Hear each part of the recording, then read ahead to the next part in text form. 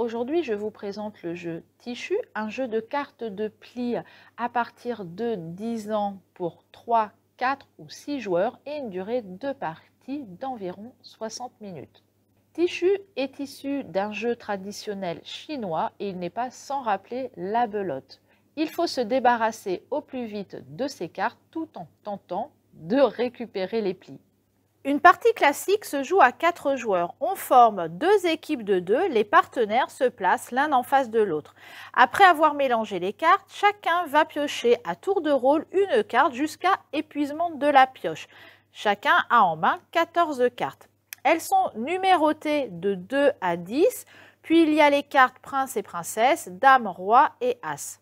À cela s'ajoutent 4 cartes spéciales, le moineau, le chien, le dragon et le phénix. Après avoir trié vos cartes, sélectionnez-en 3 à donner aux autres joueurs. Un pour votre partenaire et un pour chaque joueur.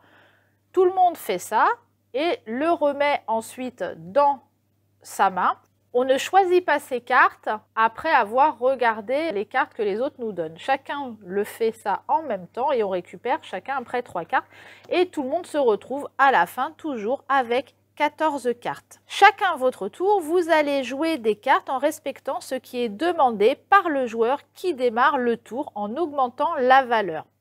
On peut jouer une seule carte, une paire, un brelan, c'est-à-dire 3 cartes identiques, une suite de paires, par exemple une paire de 3 et une paire de 4, un full, c'est un brelan avec une paire ou une suite d'au moins 5 cartes qui se suivent. Si le premier joueur joue une paire de 7, les joueurs suivants devront jouer une paire tout en augmentant la valeur de la paire en fonction des dernières cartes posées. Le premier joueur est celui qui possède la carte moineau. Cette carte vaut comme un 1. Elle peut être jouée seule ou dans une suite. 1, 2, 3, 4, 5. Elle peut être jouée tout de suite par le premier joueur ou plus tard. Le premier joueur, en posant le moineau, peut faire un vœu en annonçant la valeur d'une carte. Les autres joueurs doivent obligatoirement jouer cette carte ou la combinaison demandée. Par exemple, il peut très bien demander une seule carte ou une paire. S'il ne la possède pas, il peut passer ou jouer une carte ou une combinaison en respectant les règles habituelles. Ici, le premier joueur pose le moineau et demande le 8. Ce n'est pas obligatoire, hein, c'est facultatif, mais il demande aux autres de poser le 8. Le joueur suivant doit poser un 8 ou, s'il ne possède pas, mettre une carte de valeur supérieure au moineau qui vaut 1. Ici, il n'a pas de carte numéro 8, de carte 8, donc il va poser un 2. Ici, maintenant, lui, il va poser soit un 8, obligatoirement un 8, mais s'il ne l'a pas, une carte au-dessus de la valeur 2. Il a un 8, il va poser la valeur 8. Ici, de la même façon, il va poser un 8 parce qu'il en possède une, et on revient au premier joueur. Le premier joueur va donc monter au-dessus ou passer. Quand il regarde ses cartes, il se dit mais je peux jouer mon 10, mon prince, mon roi. Il a également le phénix, on y reviendra après. Il a un 9, il va mettre son 9. C'est au tour du joueur suivant, on peut passer comme bon nous semble. Ce joueur-là dit bah, allez, je passe, ils passent tous. Une fois qu'ils ont tous passé, c'est celui qui a mis la plus grande valeur qui remporte le pli, à savoir ce joueur-là. Il est donc toujours un premier joueur. Il récupère le pli et c'est à nouveau à lui de jouer. Ici, par exemple, il va demander, je regarde un petit peu ce que j'ai, il va demander un brelan.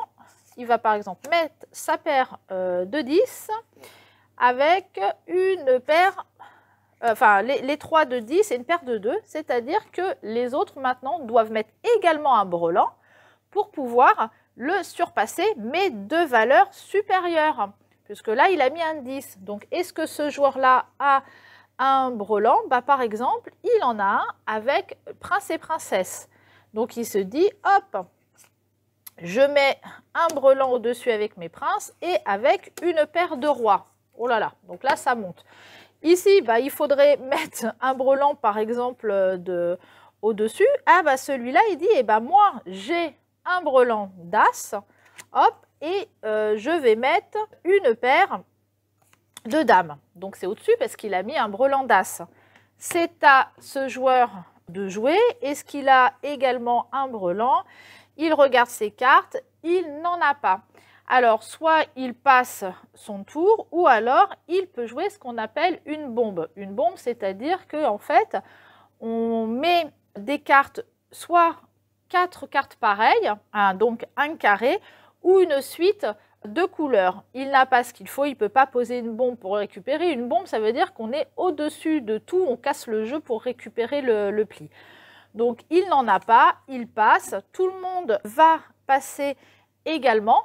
Et donc c'est le dernier joueur, celui-ci, donc qui est le partenaire de celui-là, qui va ramasser le pli et qui devient premier joueur. Alors chacun, même si on est partenaire, on ne met pas encore les cartes, on ne met pas les cartes ensemble. Chacun va récupérer ses cartes. C'est donc maintenant à lui de jouer et il dit, bah, tiens, je vais mettre une suite. Il a 5, 6, 7, 8, 9, 10.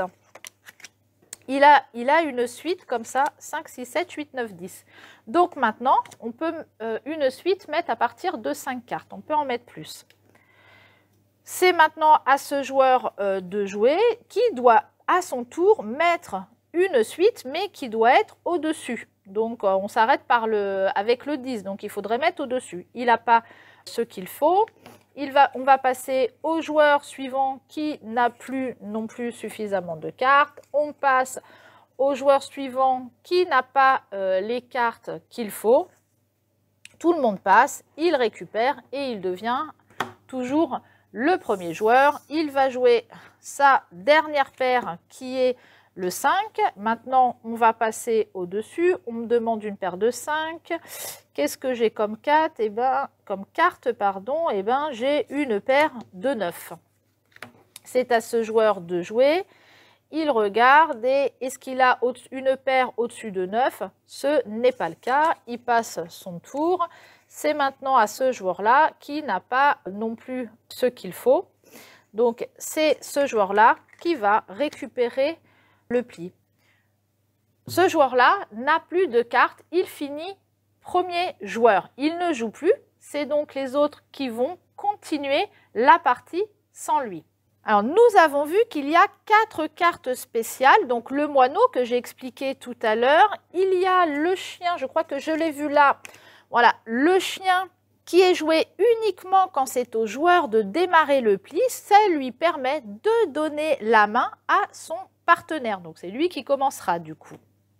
Il y a également le dragon. Je ne sais plus où il est, je vous avoue. Le dragon, le voici. Le dragon vaut 25 points. Seulement, le pli doit être donné à l'un de ses adversaires. Donc, en fait, le dragon casse tous les plis. Il est au-dessus du reste des plis. Mais quand il est fait, on doit donner la main, on doit donner le pli à l'un de ses adversaires. D'accord? Après, il y a une possibilité de le récupérer parce que du coup, on se dit, bah ouais, d'accord, j'ai gagné le pli, c'est à moi de rejouer, mais je donne 25 points aux adversaires. Mais il faut essayer de tenter de pouvoir le récupérer par la suite. Enfin, il reste le phénix. Je ne sais plus où est... Bah non, parce que lui, il avait fini ses plis. Je ne sais plus où est le phénix. Donc, on avait vu le moineau qu'on avait joué en premier et qui était récupéré. Voilà, il est là. Le phénix, cette carte est jouée comme un joker. Il remplace n'importe quelle carte simple ou dans une combinaison, à part dans une bombe. Et on y ajoute un demi à sa valeur. Donc, si un joueur joue un as, le phénix aura une valeur un as plus un demi. Donc, il peut battre un as. Mais attention, il ne peut pas battre un dragon. Par contre, le phénix vous enlève 25 points au moment du décompte. Donc, vous remportez le pli, mais ça vous retire 25 points si vous possédez la carte. Donc, la bombe, je vous l'ai expliqué, hein, elle permet de remporter le pli sans avoir à respecter la combinaison demandée. Elle peut être jouée à n'importe quel moment, hein, même si ce n'est pas votre tour de jouer. Vous voyez les autres qui font le pli, hop, vous pouvez mettre votre bombe sur la table, donc comme je l'ai dit, avec un carré, donc 4 cartes identiques, ou par une suite de couleurs. Donc les cartes, effectivement, je ne sais pas si vous avez remarqué quand je les ai posées, ont 4 couleurs. Il y a le bleu, vert, rose et marron. Une bombe peut être perdue uniquement si un autre joueur joue à son tour une bombe de valeur supérieure. Quand il ne reste plus qu'un joueur qui possède des cartes, la partie s'arrête. Il doit donner les cartes qu'il a en main à l'équipe adverse et tous ses plis au premier joueur qui a réussi à se débarrasser de ses cartes. C'est comme ça qu'on peut parfois réussir à récupérer le dragon. Donc si on était premier joueur à terminer et qu'on arrive à faire en sorte que le dernier joueur soit celui qui avait le dragon, il nous redonne ses plis et du coup on le récupère. C'est le moment du décompte. Les rois et les 10 valent 10 points, les 5 points, le dragon donc 25 points et le phénix enlève 25 points. Les autres cartes ne donnent aucun point. Donc, pour tenter de gagner plus de points, les joueurs peuvent annoncer un tichu ou un grand tichu. Le tichu s'annonce avant de jouer sa première carte et peut être annoncé par autant de joueurs qui le souhaitent. Un tichu annonce qu'il sera le premier joueur à se débarrasser de toutes ses cartes. Donc, si par exemple ce joueur-là avait annoncé un tichu et qu'il avait réussi à se débarrasser de toutes ses cartes en premier, il gagnait d'office 100 points. Un grand tichu, c'est la même chose, sauf que ça s'annonce avant le tirage de la 9e carte, tout au début de la partie, quand on récupère les cartes. Et par contre, si on arrive à voir le grand tichu et qu'on a donc fini en premier, on récupère 200 points. Mais attention, ces points, en cas d'échec, si on l'a annoncé et qu'on n'y arrive pas, c'est les adversaires qui... Enfin non, ce n'est pas les adversaires, on enlève 100 points ou 200 points. Une équipe à la fin de la partie peut avoir bâti un empire, c'est-à-dire qu'ils ont réussi à se débarrasser de leurs cartes en premier et en deuxième place. Par exemple, cette équipe, admettons, donc lui il a fini en premier, lui il avait réussi à finir en deuxième place. En ce cas, inutile de faire le décompte des points avec ces cartes, c'est un capot. Il marque tout de suite 200 points. Et puis on continue comme ça jusqu'à atteindre les 1000 points. C'est l'équipe qui aura atteint les 1000 points qui aura remporté la partie. Il vous faudra quelques parties pour maîtriser Tichu et mettre des stratégies efficaces pour pouvoir remporter la partie. Vous trouverez des règles supplémentaires dans la boîte de jeu si vous jouez à 3 joueurs ou à 6 joueurs. Retrouvez Tichu à la médiathèque et à bientôt avec un nouveau jeu.